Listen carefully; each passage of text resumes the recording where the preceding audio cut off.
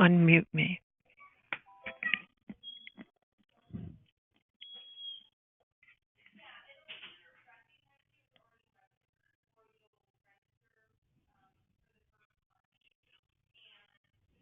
Hello. Oh. Hello. Great. Thank you. Yeah. Is it just Dr. Marlene? Yes. We can't see your screen. We can't see your screen right now. No, because I'm not sharing it. Because if I share it, here you go. Okay. Okay. All right, then we're going to start. Yeah. Star one.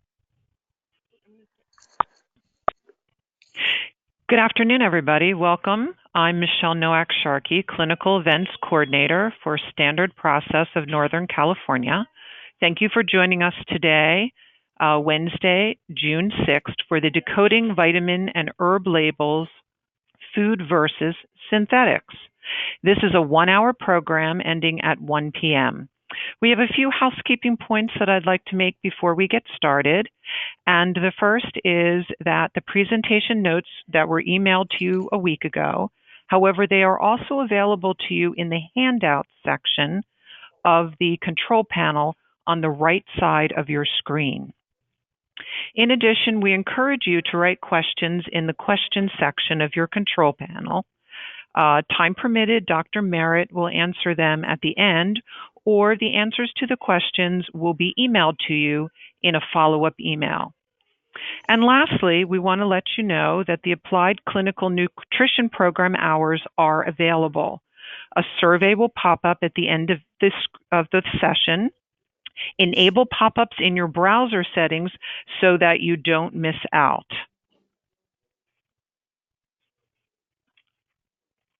And make sure that you stay on until the end of the call. The webinar is being recorded along with some of the answered questions will be, as we said, emailed to you at the end of the week. And now on to Dr. Merritt. Welcome. Thank you. I'm thrilled to be here. And this is one of my favorite topics to discuss with practitioners because it really clarifies why standard process and food is so wildly different from the nutraceuticals that are out there. So I'm a Institute for Functional Medicine certified practitioner, and we just came back literally yesterday from their annual conference. And it's just really interesting for me to see how much the MDs are using nutraceuticals, nutrition as a pharmaceutical, and where they missed the boat on this. So this is a big topic, but it just every time, all the training that we've ever done, getting our master's in nutrition, doing the Institute for Functional Medicine training, like it just really cements for me how much more important food is rather than nutraceuticals. And so the reason I find this really important for you guys is because a lot of you are probably here because you have a hard time explaining this to patients. And so they look at the label and they're like, well, this looks like it doesn't have enough stuff in it. So my job is to explain it to you as the same way that I explain it to patients so that they can really fully understand and be excited about taking standard process. Understanding that is key to having patients then get refills from you and not getting sucked into something that's in Whole Foods or they see some thing come across their email. So let's look at this label. So I always have trouble sometimes with starting a webinar. So let me make sure that it's doing its thing. Hold on a minute. And you'll also have to forgive me for, of course, I'm having trouble. Hold on a second. Let's see. There we go. So why take a vitamin? Some of your patients will say, oh, I really want to not take supplements. And I'm like perfectly happy if they don't. But the thing is, they don't eat in a way that I think makes a difference. And the American Medical Association actually knows we're malnourished. Pending strong evidence of effectiveness from randomized trials, it appears prudent for all adults to take vitamin supplements. Insufficient vitamin intake is apparently a cause of chronic diseases. That's not surprising. Recent evidence has shown that suboptimal levels of vitamins, even well above those causing deficiency syndromes, are risk factors for chronic diseases such as cardiovascular disease, cancer, and osteoporosis. A large proportion of the general population is apparently at increased risk for this reason. So it's another lecture to actually talk about how we've gotten this malnourished, but an easy way of looking at it is we don't eat enough vegetables, we waste valuable stomach space on bread, as I put it, and we don't eat organ meats, which can be one of the most dense forms of nutrition there is. So, given the choice between liver and pancakes, most people would rather eat pancakes, and then they end up with this insufficient vitamin intake. So suboptimal means not bad enough to get scurvy, but bad enough that you'll have some problems over time. Not usually initially, but usually these people come and see you and they're like kind of tired, or they've got some smaller things showing up. A lot of times that's an indication of so I would call it subclinical malnourishment. So this is kind of a shocking thing. This came out of the NHANES, the Nutrition and Health Survey. So the most recent one, you can take a look at this and see like people are shockingly deficient. So vitamin E, interestingly, which is found in plants, almost 86%, folate 75%, calcium, magnesium, vitamin A, so that's not beta carotene. Vitamin A actually is retinol, so we'll talk about that in a little bit. So you can see that people are actually very, very deficient. And what's interesting is that the researcher Bruce Ames talks about the triage theory in nutrition. And what he's been showing over the last 10 years is that when you have suboptimal levels, so again, like not levels of vitamin C deficiency enough to cause scurvy, but suboptimal where it's just a little bit deficient, I used to think, and you probably used to think, that what happened was people would be able to do all the biochemical actions that they need, but they would do it slower, right? Everything would happen, but slower. But that isn't actually what happens. What Bruce Ames is showing is that what your body does is it triages things. So it picks the more important reactions to do over the less important. So for example, your heart is more important than your liver in this way of looking at it. Or like red blood cells, because they carry oxygen, are more important than white blood cells. And so then what happens is that those white blood cells don't get enough nourishment, for example. And over time, what he's showing in rat studies is that we end up or the rats end up with the same diseases that they see in humans, the degenerative diseases, the osteoporosis, the dementia, and cancer. So in the lecture that we have talking about aging well, one of the things we discuss is nutrient deficiency, and it would be reasonable to assume, and prudent, I would say, to assume that most people are deficient. Now, some of you probably remember, this is from the 90s. This was like talking about vitamins and how we really had to get, take enough of those, and they were talking about antioxidants and being able to look at, you see a lot of this, right? So this is, so the bottom one is from 2014, right? So when you see a headline like this, and your patients will come in and say this happens all the time, right? Somebody comes out in the news like, oh, I should take blah, blah, blah, right? So it's like, okay, so what you will see here is vitamin E, and what they're not talking about is eating more vegetables. They're talking about synthetic vitamins. Right, I'm going to go back to that slide for a moment, right, so that you can see this. So vitamin C is specifically ascorbic acid. Vitamin E is specifically alpha tocopherol. So they're talking about synthetic vitamins and research around that. So typically the synthetic antioxidants are vitamin C, vitamin E is alpha tocopherol, and vitamin A is beta carotene or retinol. And that last one is an actually interesting distinction, because what works in your body only is retinol. Beta carotene is what's found in plants, but what's in plants doesn't actually work. You have to actually still convert it to retinol, and there's a lot of things that get in the way of that. Your ability so there's a genetic component of being able to convert beta carotene, but then on top of that, you have to eat it with fat. Certain populations don't do a good job with conversion, and that includes babies, which is interesting because we give carrots all the time to little kids. Also, diabetics, people with hypothyroidism, people with celiac disease, and people with gallbladder issues. That has to do with the fat absorption. And I'll repeat that because it went kind of fast. So typically, the populations that have a problem converting beta carotene include babies, diabetics, people with hypothyroidism, people with gallbladder disease, and celiac disease. So that might be what's contributing to the vitamin A deficiency that we see as retinol. That's why retinol is, like in cod liver oil, is easier for people to absorb because it comes that way, and then your body can automatically use it, and it doesn't have to convert it. So synthetic antioxidants refers to that these molecular shapes have been identified and made in a lab. Now, this doesn't mean that it's bad for you, because that molecular structure does actually still work in the body. the problem with synthetic antioxidants you'll see in just a little bit.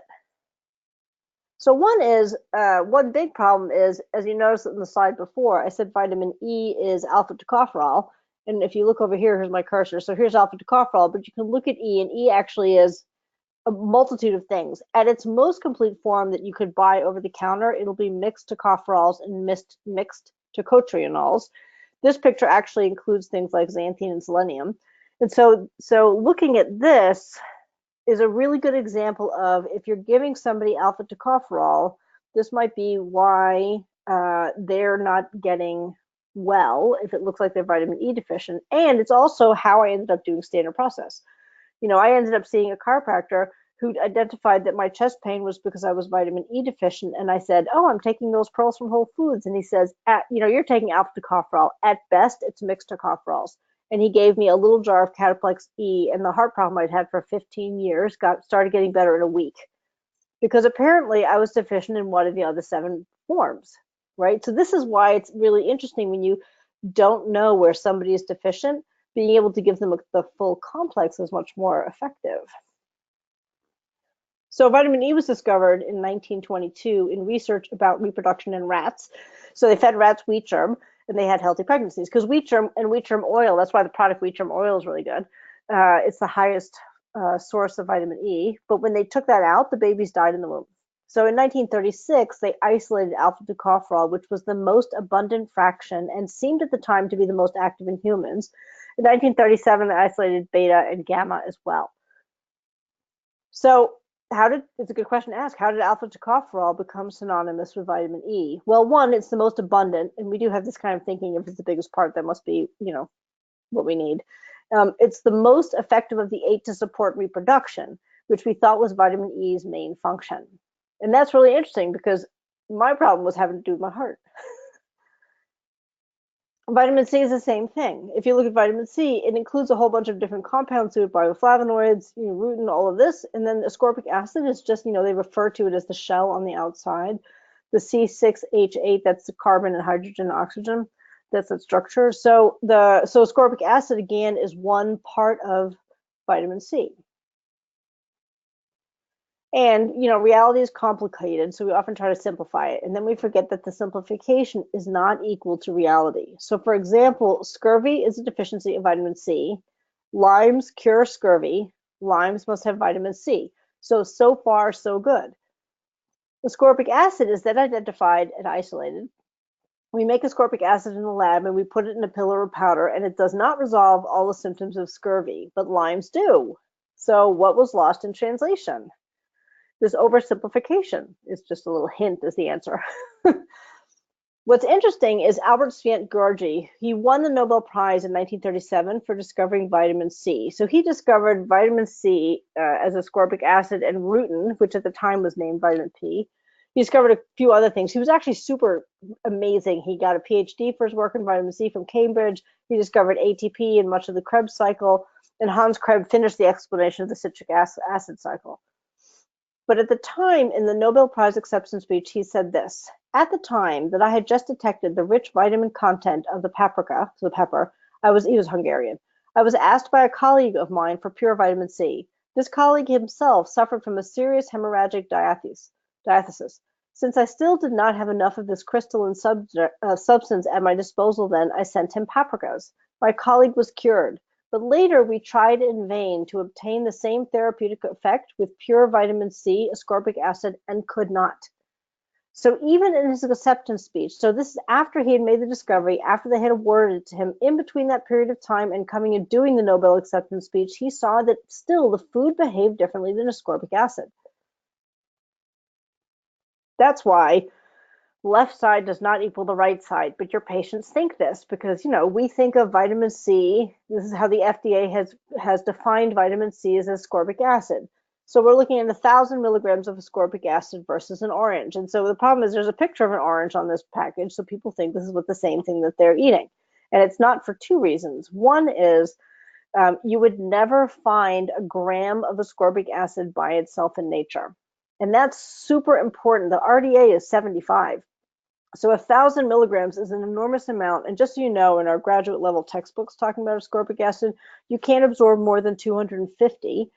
And if you do more than 500, your body will actually flush it all out.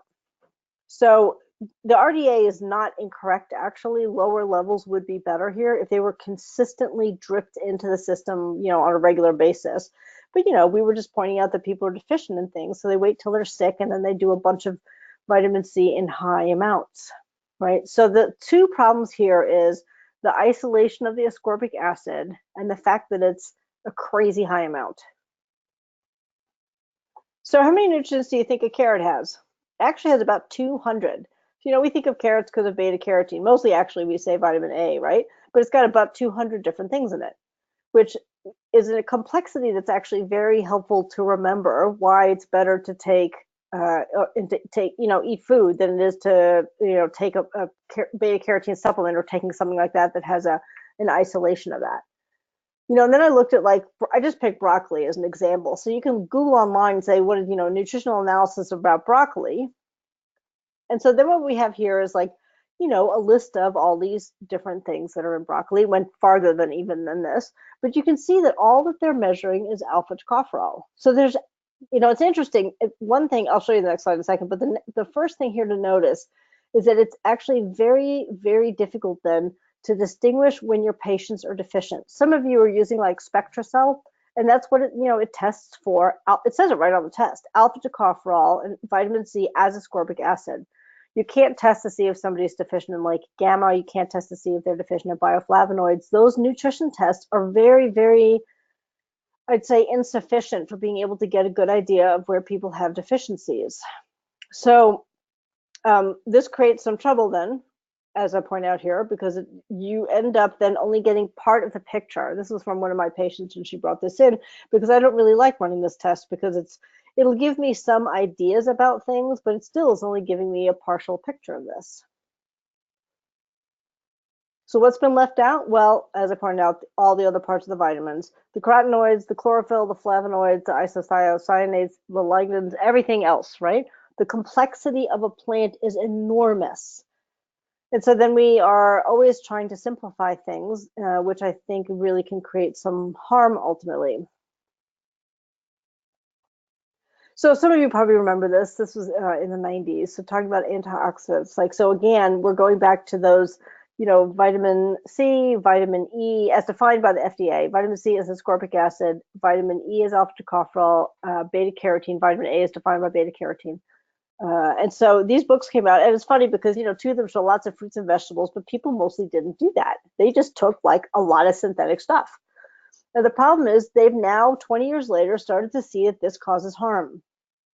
So this was a paper titled The Emerging Harm of Antioxidants and Carcinogenesis. It is tempting to believe that these compounds observed in vitro actions in cell cancer lines may have the same anti-carcinogenic action in humans. Recent data suggests that certain antioxidants may contribute towards oncogenesis. This paper as well. Worldwide, many tons of vitamin E have been consumed by the public with little or no beneficial effects to their health and even a suggestion of harm. Perhaps the best we can hope for as a result of this is that the excreted vitamin E may have helped to decrease corrosion in our sewage systems, especially those using plastic piping, and he had a reference for that. Moderation, rather than mega consumption of purified nutrients, is to be strongly recommended. These papers are all available on Google Scholar, and you can take a look at them. They're fascinating, actually. Here's another one. Exogenous, meaning you're adding it in from the outside. Double-edged swords. So health beneficial effects at a physiological dose versus deleterious effects at high doses. So it's what it's looking at is if you consistently put in 75 milligrams of ascorbic acid in, that would be a physiological dose, smaller amounts, up to 250 of ascorbic acid, right? Versus deleterious effects at high doses. So this is adding from the outside, not from food. Also from this paper, nevertheless, the absence of beneficial activities of individual antioxidants and even toxic effects, with a bunch of references, may be explained by the dose-dependent behavior these components exhibit outside their natural matrix, highlighting the important properties of complex mixtures, such as of whole foods containing essential elements. dietary fiber, and non-nutrient phytochemicals, including flavonoids, phenolic acids, several carotenoids, and many more. So this researcher, who is not at all connected to standard process, says the same thing. It still comes down to food is more complex, and dose dependent means, adding 1,000 milligrams of ascorbic acid when that's not normal in nature. Here's a bunch of other papers talking about negative effects that occurred in taking high amounts of synthetics. One of these papers, and I think it's the second one, was looking at the incidence of lung cancer. It's either the first one or the second one, where they talked about they had to actually stop the study early because adding adding alpha tocopherol actually caused more lung cancer than people who smoked a lot and just got vitamin E from their food. So what they did was they took a bunch of smokers. They observed it in another culture, and I think it was India. They smoke a lot, and then they eat a diet high in vegetables, so high in vitamin E, nuts and vegetables. And then they noticed that those people didn't have have cancer in the same ways that people do who didn't have high amounts of vitamin E. So then they added in alpha tocopherol and caused lung cancer. This paper actually had this table, which was really interesting, is like stopped early due to an increase in prostate cancer, increased risk of prostate cancer, stop trial early, lung cancer is increased by 28%. I mean, if you see this, it has you really start to understand that all this, like taking large amounts of synthetics, are extraordinarily harmful. So when people say to you, like, oh, I've taken this for a long time, like, I can't get people off this stuff fast enough, because it's just, one of the ways that I describe it is, one, you don't find a gram of ascorbic acid by itself in nature, but one of my suspicions about why this occurs, these negative effects, is because when you put in that high of amount of, let's say, ascorbic acid, it depletes all the other biochemical pathways that would need the equivalent amount of whatever else they need, right? And so you end up causing nutritional depletion in other places. So yeah, they stopped a bunch of those trials, and it's causes harm. So let's take a look at some labels so you can figure out like what's synthetic and what's not. So this is a Centrum label. So as you can see, so there's a few things to look at. Centrum's got like pretty labels. People love the rainbow. And so when I look at this off the top of my head, it's not harmful, mostly because I don't see anything that's like 1,000% of something. Like it's like 100%, right? But let's look and figure out what's synthetic and what's not. So how you distinguish that is, the first thing is something in parentheses is synthetic. So it's vitamin C, and they tell you it comes as ascorbic acid, right? And then also round numbers do not happen by accident. You can only get round numbers if you add those in made from a lab, right? Now, again, I'm really emphasizing to you, it's not that this vitamin C as ascorbic acid is harmful to somebody if they are actually deficient in ascorbic acid. But if they're deficient of some other part of vitamin C, then it's not really that helpful. But they're doing 60 milligrams of the RDA at the time that I pulled this label, so that's actually really fine. Down here also is like, so here you have DL alpha tocopherol. That happens to be the cheapest form of tocopherol you can buy on the market. Again, here we have calcium carbonate, which is also known as limestone. It is very, very difficult for people to absorb calcium carbonate, and most of you probably have some awareness of how deficient people's stomach acid is, and you have to have good stomach acid to absorb calcium. So whenever I see somebody who's wanting to manage their osteoporosis or osteopenia, I always have to make sure that they're on Zypan to make sure that they've got good stomach acid to absorb calcium. So overall, this has 33 nutrients in it, which, if I was on a deserted island, this could very well save my life. So, I first have to digest it, which is another element of Centrums. They can be very, very difficult to digest. We have a couple of nurses as patients who call them bedpan bullets, because they seem to pass right through without stopping, really, to get broken down. And I gave a lecture once in LA where one of the people said when he was in high school, his friend cleaned porta potties for the summer, and he said that he could still read that it said Centrum on them. So that might give you some context about people not being able to break things down. So let's look at like synthetics in food. So this is sort of the next level up.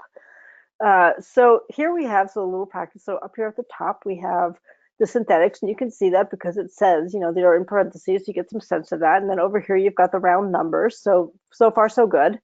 And what distinguishes synthetic from not synthetic is this black line.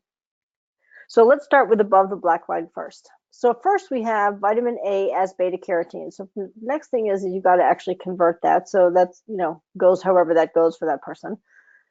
Um, over here you've got over 1,000% of vitamin C. And remember what I said is your system isn't that interested in dealing with more than 250. And if you have more than 500, it actually flushes all of that out.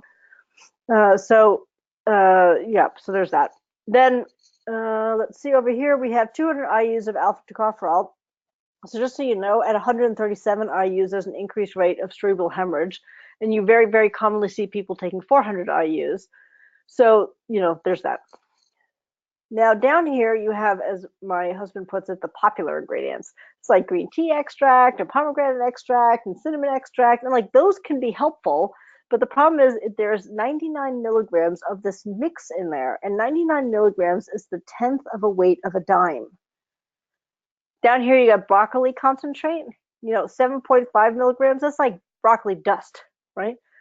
So overall, there's 13 synthetics in here, 9 foods, and then 7 other things I couldn't quite figure out because there was like an olive oil with a registered trademark, which is like olive oil with some change to it, something that's been made patented. But anyway, so this is actually a multi-level marketing vitamin. So some of your patients are taking something like this pretty commonly. I mean, it's a level up from Centrum. And then you have people who are coming in and they're eating a food-based. They're like, oh, I'm already on a food-based multivitamin. Okay, well, so over here on the right, I want you to take a look at this. See where it says S. cerevisiae? So that's a yeast, Saccharomyces cerevisiae. So to make this, what you do is you take, I'm just going to use alpha tocopherol as an example. So you spray the alpha tocopherol on the yeast. Yeast is classified as a food in this country, which is not necessarily a problem. I mean, nutritional yeast is like that too, right? So that's fine. So they spray the alpha tocopherol on the yeast. When the yeast grows up, it does not add the other 7 parts to this. It just stays with the alpha tocopherol, right? So now you have alpha tocopherol incorporated into a food, so you can call it a food-based multivitamin. Get that? So here's another example. This is a really common one. So you can see actually the black line. Above the black line, you can see like a whole bunch of, synthetics, which are, again, is not necessarily the problem unless they're really high amounts. And then below the line, you get all the popular things. This does a little bit better. So, it's got a bunch, that's why you have to take 3 like twice a day, because the amount of space it is to put in all of those ingredients can be tricky. One of the questions here is like, I just don't know the quality of these things, right? But it's still, this is better than a Centrum. The thing, though, at the end of the day, is it's still Saccharomyces cerevisiae. It's sprayed onto a yeast, active and inactive. So they'll still say it's food-based, but it's food only because it's yeast. Now, this leaves us with Catalin, right? So this is where you guys get stuck sometimes talking to patients, is because here, let's look at a couple things, right? So you can see the black line. Above the black line are those amounts, the RDAs, right? The reason we have those in there, sometimes people say standard process doesn't have synthetics. That's not accurate. But you want to notice it because you want to notice a couple things. And remember, it's not that synthetics are problematic. It's when synthetics are in super high amounts. That's when it causes damage. That's why your patients who don't know come in and say, oh, 4 milligrams of vitamin C, that's nothing when they're used to taking 1,000 milligrams, right? The thing is, you don't take Catalin for this. The reason that's there is so the FDA inspects for ascorbic acid. It can find it. The reason you take Catalin is because it's got a whole bunch of stuff in it. So, for example, if there's 200 ingredients in a carrot root, there's probably 300 in liver. And so if every single one of these things has 200 or 300 ingredients, what you end up with is an enormous complexity. And so when I have a patient come in and I have no idea where they're deficient, and remember, there is not good testing for this. Despite what people think, it's not really that great. So if I don't know where people are deficient, it makes more sense for me to kind of throw a bunch of food in their direction and let the body pick out what it needs, rather than to give them, 1 bottle of a synthetic and leaving out all the other, 7 parts of E, for example. That's the huge, huge value to the entire standard process line, is because it's not like another company which uses the same proprietary blend as a food base for everything, and then they just change the synthetics. Like standard process actually changes that proprietary blend all the time, because if you're taking Neuroplex, you want to have some stuff that supports the brain. If you're taking stuff for kidney, you take, so like there's all sorts of different things in it. That's the enormous value of this. And like I said, when we were at the Institute for Functional Medicine's annual conference just this past weekend, it just really becomes clear for me again and again how you can make a mistake doing nutraceuticals, but you can't make a mistake when you do food, because people really need food. They're simply not eating these things. So if they're not going to eat liver, and we really, really work hard at training our patients to eat liver, but if they're not going to eat liver, then I'm going to give it to them in a pill. So I hope that explains the nutritional element of it. Now I'm going to talk to you about herbs. Oh, well, not yet. Actually, apparently I'm going to give you a summary. So food is a complex of ingredients.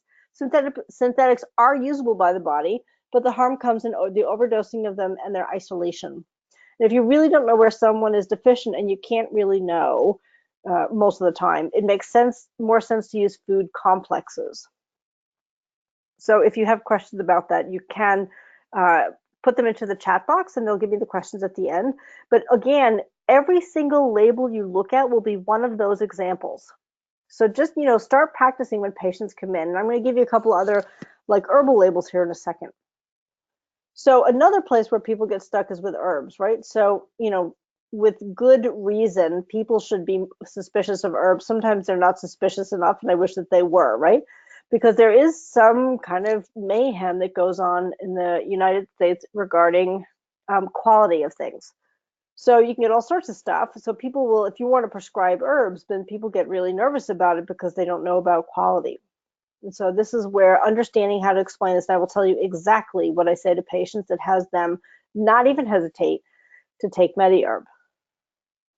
So one is, it's created by practitioners, for practitioners, and it's run by practitioners, and its focus is very specifically on quality, efficacy, and safety. And when it says research-based, it means that the numbers for the dosages are based on what research shows is effective. They've created a bunch of world standards for herbs. You'll see some examples here in a moment. And the dosages, like I was saying, 2 points above that, dosages in the bottle match research effectiveness. So for example, the effectiveness for ginkgo is 120 milligrams to 240. And so the tablets each are 60. So you can dose 2 pills or you can dose 4 pills, and it gives you some idea. Herbs and supplements in Australia must pass the FDA equivalent standards, the TGA, which are the same standards as for pharmaceutical medications. And I will tell you right now, I say that, and that makes everybody stop. It is the same standards as used for pharmaceutical medications, which is not what we have here. The herbs are tested for heavy metals, pesticides, radiation, aflatoxins, microbial levels, and levels of active ingredients. And this last point, tablets must dissolve in water within 30 minutes. So if somebody, for example, has no stomach acid at all, you can still get the herbs into them. So apparently that Centrum is not pharmaceutical grade. So Carrie Bone, who was the founder of MediHerb, alerted the TGA in the 1990s to this problem here of substituting germander for skullcap. The TGA took action and found a bunch of companies using the wrong herb. And in 2002, actually, an Australian died because of this adulteration using a professional, doctor-only line. So it's not that the company was necessarily using the wrong herb on purpose, right? Sometimes their suppliers or their ability to test to see for quality isn't at the level that it needs to be. MediHerbs is, but a lot of companies are using, there'll be an example here in a second, but you can see sometimes that where people are doing testing isn't as rigorous, let's just put it that way. So tribulus is interesting because so only the leaves and stem have the active ingredient, but not the fruit, and only if it's grown in Bulgaria or Slovakia, right? So it grows in a whole bunch of places, but only in the soil of Bulgaria and Slovakia is it effective. And so, interesting, in 2001, an analysis of U.S. products showed substantial levels of protodiocin in only one product. Now, think about this for a second. So if you can get tribulus everywhere, and the company that you're selling it to doesn't do a test for the active ingredient, and sometimes you'll see labels I'm just going to make it up. Let's say it says, 500 milligrams of tribulus.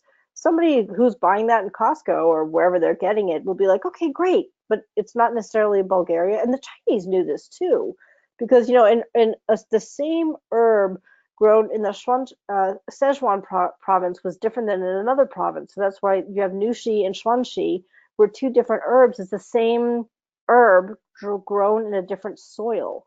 So this is the same thing here for tribulus. So this was looking again at this. The researcher, so they did a research. These all look Bulgarian.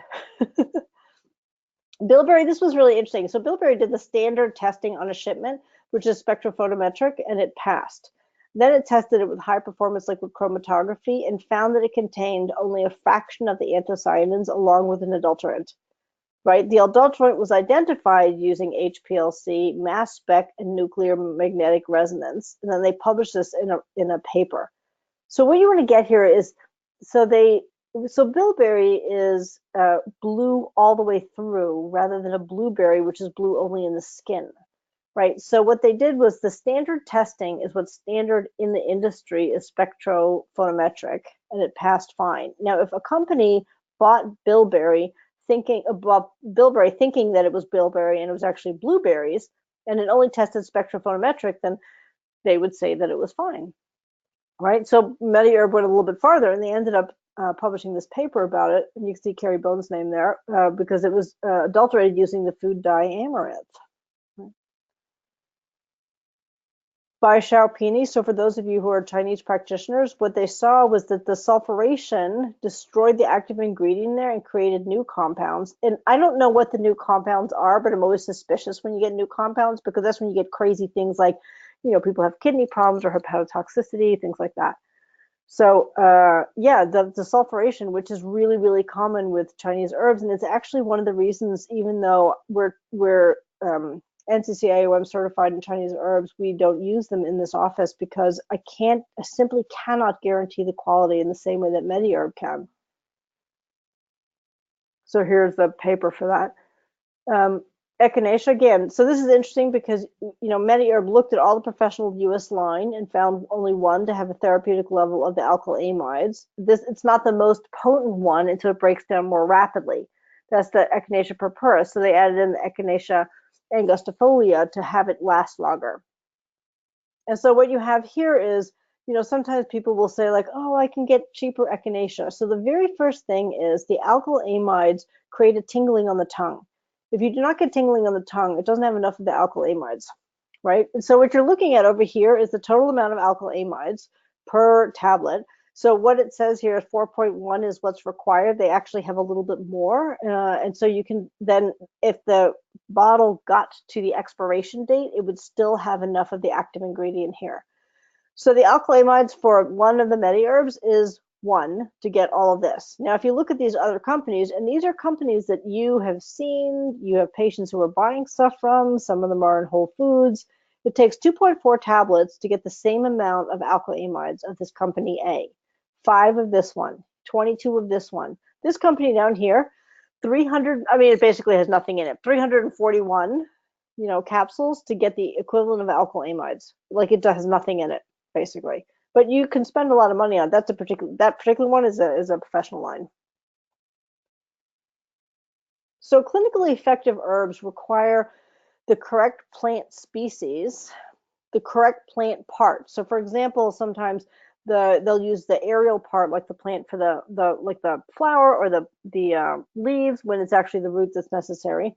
You have to have the correct plant chemistry, right? So that requires actually testing for the proper active ingredients. Processing is really interesting. One of the things that MediHerb saw with the Echinacea was that so an Echinacea is over here in the United States, and so when you shipped it over there, they would chop it up so it would fit into a 55-gallon drum. And what they saw when it showed up in Australia is it didn't have enough of the alkyl amides in it. So then they started doing a much more difficult thing, which was binding it up into like big bundles and putting those into the barrels. And then they saved a whole lot more of the alkyl amides. Then what they noticed is that they would lose some more of the alkyl amides if it was exposed to heat. So now they do it in under dry ice. There's no heat and no oxygen, just to keep as many of the alkyl amides in there as possible. And that's specifically for Echinacea. A lot of the herbs have very special processing. And then, of course, correct dosing. And so this is important because when you prescribe something and you don't use something that's super good quality, let's say there just wasn't enough of, I don't know, the ginkgo bilobides in ginkgo to cause a result for somebody, they're going to not blame the herb. They're going to blame you and say, that you got the diagnosis wrong. That's the problem, right? It's not just that you're saving people money. Unfortunately, they then start to doubt the effectiveness of what they're taking and your ability to be a good practitioner. So we, find it much more effective to explain to people, and I tell you, the only thing that I say to people is this, that in Australia, herbs have to follow the same standards as pharmaceutical medications. So that requires, meaning that there has to be enough of the active ingredient in there. There can't be any toxins of any kind in there. And so this is this way. And I explain to people, it might be a little bit more expensive, but again, if I'm giving you something, I actually have a super big commitment that it works. And so then people get on board with that, because they also would like it to work. Here's gymnemic acid. So this is label claim versus what's in the bottle. So the orange line is the label claim. So for example, this one didn't even have a label claim. This is over the label claim because, like I said before, if after you get to the expiration date, Mediherb wanted to make sure that the gymnema was down at the still what was said on the label is the label claim. The problem is that, so there's two here because one is the economy size one, so it's a little bit less expensive. The cost will be, if you do, 2 day is 30 days. To get the same amount from the label claim. So this is the same type of chart where here you get somebody who spends, $200 almost, $150 to get the same amount of the gymnemic acids, to get 200 milligrams of that, which it totally explains to one of my patients who's diabetic, and I put him on Gymnema and it worked fine. He didn't particularly like to take pills, but it worked fine. And then I didn't see him for a while, and he started buying some stuff from Whole Foods, and then he comes back to me and he's like, God, that just didn't work. And now he's totally off the rails. He didn't want to take pills, so we gave it to him, the Gymnema from Mediherb in a liquid, and this is the thing that he's completely managed now. So his diabetes is totally better. He's doesn't have sugar cravings. Everything is great. So again, this comes down to, though, making sure that you're using something that's actually clinically effective. Here's another one, adulteration of ginkgo, because that's common. That Hans Wolmuth is a researcher at Mediherb. So let's teach you how to look at this label. So when I do show these two things, I can easily have people understand why I'm giving them something. So I use Korean ginseng because Korean ginseng is, if not the most important, it is the most important, but the most expensive herb in the world. It is also, because of that, the most adulterated. So here you have, you're looking at this is 5 kilograms of the root. So it has to show the plant part, 5 kilograms to 1 liter of alcohol. This is an alcohol extract, like kava, for example, is a water extract. It has to have the Latin name, 500 milligrams containing this amount of ginsenoside. That's the active ingredient. You notice that little asterisk right there? Right? That's because down here, 2 of the compounds have to be in a specific ratio that is measured by high performance liquid chromatography. That's how detailed this rhodiola and ginseng label is from Mediherb, is because you want to make sure that you fully understand that that's actually Korean ginseng in the form and in the ratio and in the amount that would make a difference, right? Now let's look at this one. This is very literally, I took this picture on the right. So this is very literally, I mean, you can take a look at this and you're like, well, I don't know what that is, right? So I have no idea the quality here, what's been screened for this. 25 milligrams isn't an active dose, but Korean ginseng, the leaves, the root hairs, that's actually one of the ways that they will cheat with Korean ginseng, is because it's so expensive, is they'll do the root hairs instead. So that might explain why it's only 25 milligrams, but okay. So, and I had a patient come in with this where if you looked at the ingredients, you're like, yeah, probably those ingredients are good, but they're only good if there actually is enough in there, right? And there isn't, one, enough in there, and 2, the quality is probably crap. So anyway, I just thought this was a good example, and I keep this on my desktop so that when a patient comes in, I just open this up and I have the same from the slide before, the picture from rhodiola and ginseng, and then people are like, oh, I see why I'm taking what I'm taking. I said, yeah, your formula I'm going to give you doesn't have ginseng in it, but the same quality goes into that, in having people really have the best, very best quality, like pharmaceutical grade herbs. So in summary, herbs are not regulated for quality in the US beyond the minimum requirement GMP. And the GMP varies from industry to industry. So it's in a bunch of different industries, but it does vary. Comparing labels for a patient allows them to see the quality of the herbs you prescribe, which has them trust you and the herbs more. And I feel very, very strongly about that. It's the same thing as explaining the label for Catalin or any of the standard process products, is because if you can explain things and take a few moments to explain, maybe you give them write a handout about it and you give them a handout, then they trust you and what you're prescribing for them more, right? So when you prescribe an herb, you have to know it contains what you need to create an effect. Because like I said, if it doesn't create the effect you're looking for and you don't get the result, then, your patients don't come back. Like I just had a patient come in this morning who was on the stealth pathogen protocol that Lee, Carol, and Carrie Erb came in and talked about. And her doctor clearly could see that she had some viral thing going on. I looked at the blood results and absolutely, but it wasn't anything that they could recognize. It wasn't like Epstein-Barr, it wasn't mono, it wasn't anything. They couldn't figure out at all what it was. So I said, I don't actually have to know what it is. So I gave them the stealth pathogen protocol, and it took 3 months, but she came in today and she finished school where in January she couldn't even get out of bed. She finished school in a way that allowed her to not have to take summer school because she had been so far behind, and she had enough energy. Like I said, do you feel like pretty much back to normal? She says, yes. I mean, she was almost crying. She was so excited. So I need, like it says on the last point, I have to know it contains the effect that I need. So that's why, I do what I do, and I carry mostly, like we carry the entire MediHerb line and the liquids. So here is your opportunity for questions. So you want to type it into wonderful. the box? Yes. We have a couple here for you. The first was, I have a lot of clients asking about Garden of Life vitamins. Mm-hmm. Are they similar to Mega Food and New Chapter? They're not terrible. I have a few patients that take that, and in an effort not to alienate patients, what I ask them is, do you feel like they help you? Like sometimes people take stuff and they don't feel any difference, in which case I say, you might finish off what you have and I'll give you something else, because I actually would like to see you feel better. And some people, like I had a guy last week and he's like, no, I just want you to send me what you would send me. I'm like, but you have like 8 things there that you could easily finish off, and then we can just, put in other stuff.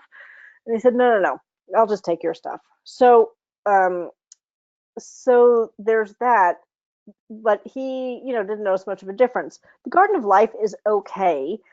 What it's missing is, remember I said the unpopular ingredients like liver? Liver is probably one of the most, if not the most nutrient dense thing that you can eat, right? So Garden of Life is what, I tell somebody who's vegetarian to take, but I would really, really much rather do something that is a mix of kind of the organ meats and the like vegetable compounds, or like that, because it's much more impactful on somebody's health. There's much more nutrition in liver, far more than vegetables even. So that's what's missing from the Garden of Life. So if your patient isn't vegetarian, you if you don't want to alienate them and they're like that kind of person, you can just say keep them on that and like supplement other things. And sometimes I have somebody long distance and, we don't want to ship them stuff. So I'm like, oh, you could go get that. But yeah, I just think that the missing of organ meats is really important. Great. So the next question we have is, hold on one second here. How do you feel about hair mineral analysis? It's okay. It's not, it's okay. It's okay for looking at certain things. And, this webinar isn't quite about that. We don't use a lot of that in this office. It looks at things from the past, right? And it's difficult to really look at heavy metals in a way. It's funny that you mentioned this because it came up a zillion times this past weekend at the IFM annual conference. And they did discuss hair analysis, and they didn't poo-poo it actually. Like some of the practitioners there are using it, the MDs, but it's not. There's a whole bunch of complexity about heavy metals that is a little challenging. There's like, is it provoked? Is it not provoked? Meaning, like, do you add a provoking agent in to move the heavy metals, but then that opens up the body to the damages of heavy metals? So what's in hair mineral analysis isn't showing that, which is, got its pluses or minuses. And if I remember correctly, I think it only shows organic mercury, not inorganic mercury. And inorganic is what's actually more damaging for neuroinflammation for brain problems. And so organic's what's found in like tuna. So your body actually does an okay job of that. I wouldn't go crazy with eating tuna, but inorganic is actually more damaging, and hair analysis doesn't show that. And I actually have the researcher who talked about that in some detail as a quote if you need that. Okay, on to our next question. Other ingredients. How to explain to patients why magnesium stearate used and or Great other filler question. Yes. / preservatives used in standard process and MediHerb.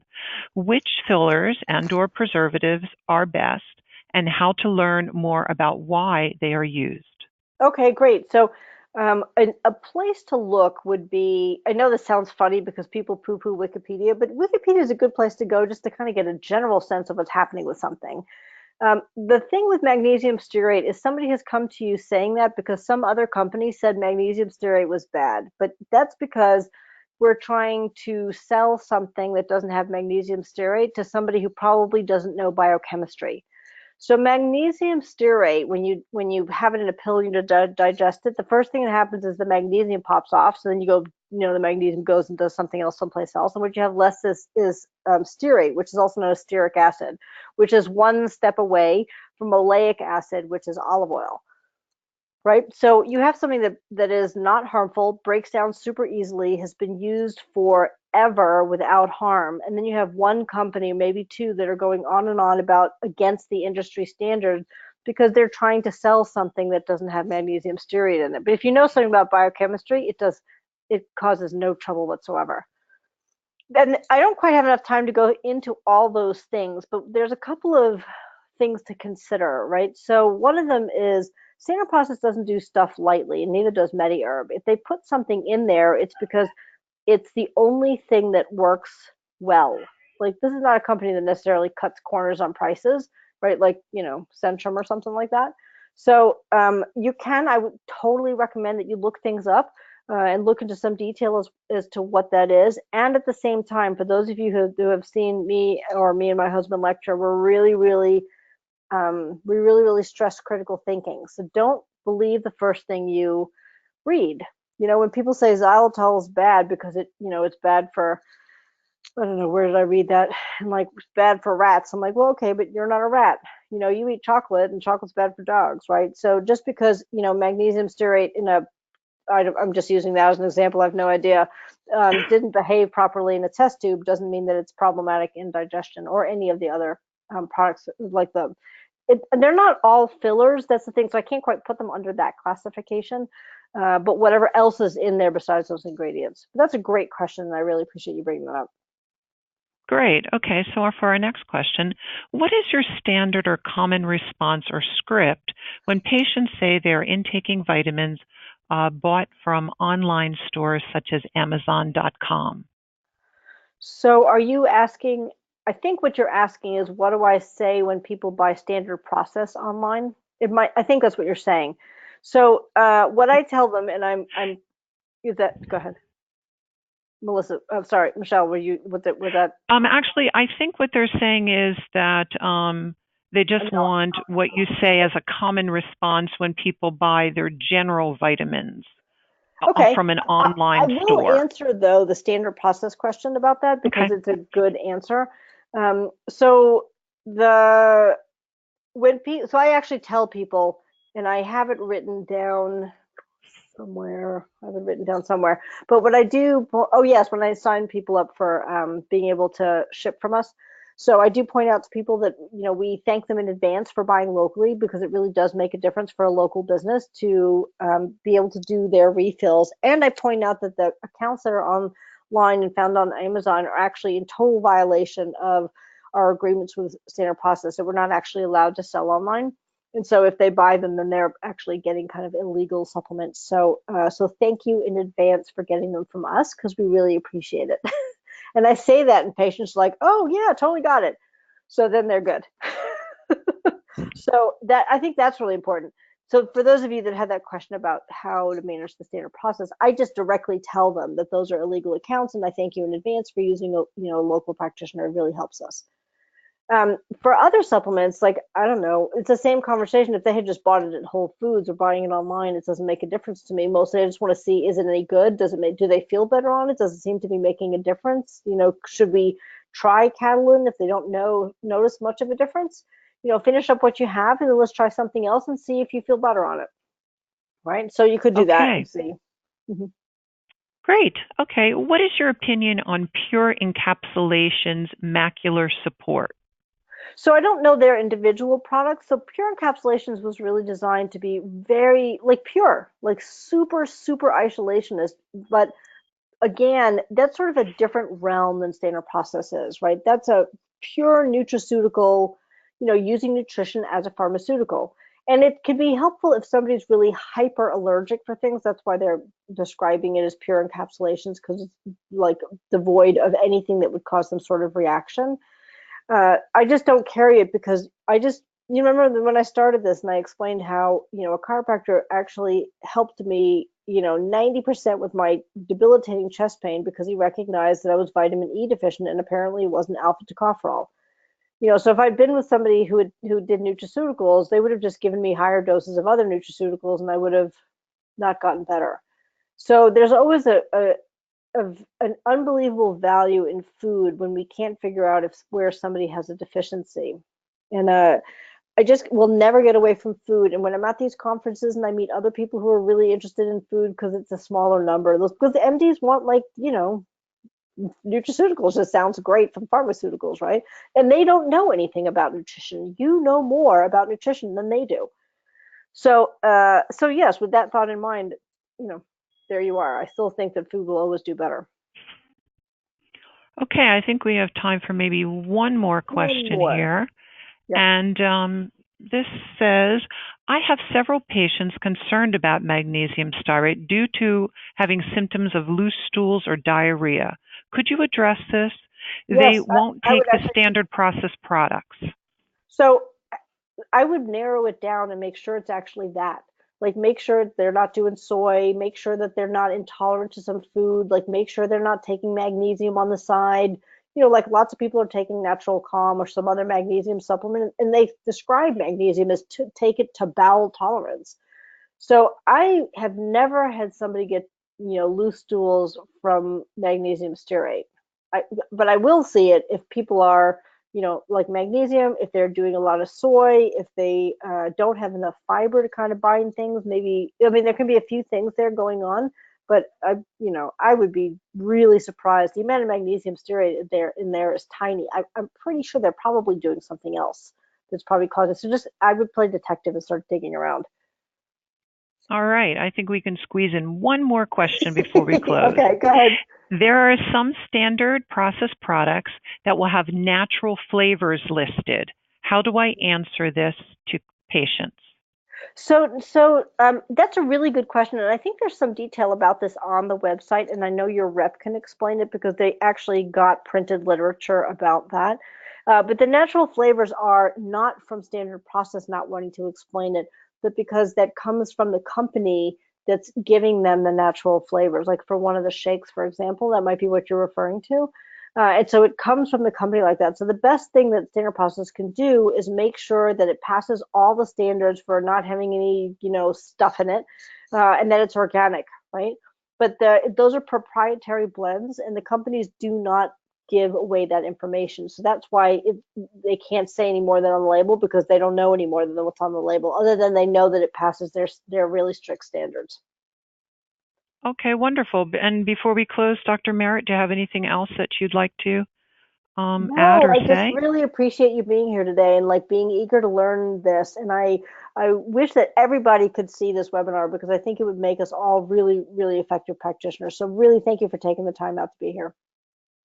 Well, wonderful. We want to thank you so much, Dr. Merritt, and thanks to everyone for joining us. Don't forget to stay to the end to fill out the survey. And if you were unable to disable your pop-up blocker, The survey will be attached to the follow-up email, so don't worry, you'll have a chance to fill it out. We'd also like to let you know, and we hope that you'll join us, for Dr. Merritt and Dr. Will Mitchell will be presenting Nutrition for Each Decade, and that is an in-person seminar, and that will take place on Saturday and Sunday, August 4th and 5th at the Hilton in San Jose. And with that, I want to thank you again for joining us, and enjoy the rest of your day. Thank you. Bye-bye. Goodbye.